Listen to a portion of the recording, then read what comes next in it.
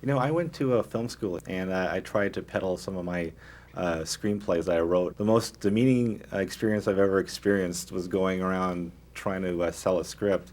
What were some of the more original pitches that you guys went through when you were selling the early stuff?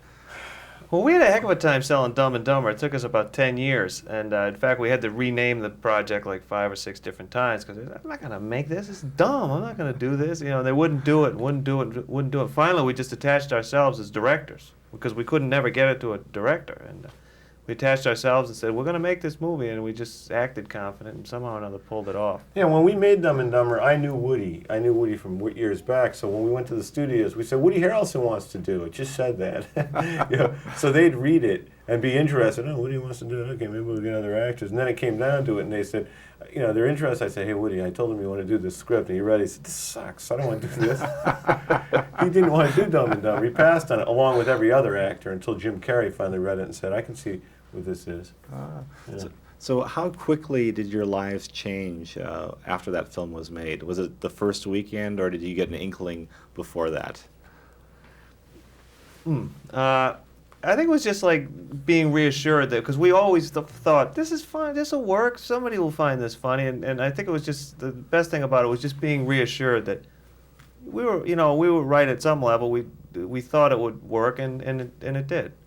So that was the best part about it. It's amazing how shockingly little life has changed in a way. You know, it really, you know, we don't live in L.A., we live in Massachusetts, so it's nice to know that the movies work, but it's not like, you know, we're riding around in limousines.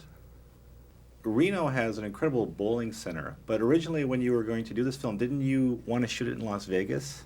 We wanted to have them, our 2 bowlers, they were going to be heading to $1 million tournament. We were thinking, where would bowlers go? And, you know, we thought Las Vegas. We were thinking Branson, Missouri. We wanted to send them someplace special. We didn't even know about this place in Reno.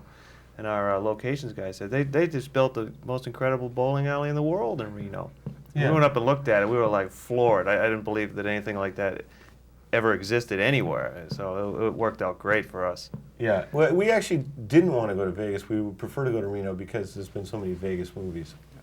You know, Bill Murray, when he goes on the golf tournaments, is a great crowd favorite. Mm-hmm. Did you find that he was acting out with the extras? Oh, he never went to his trailer.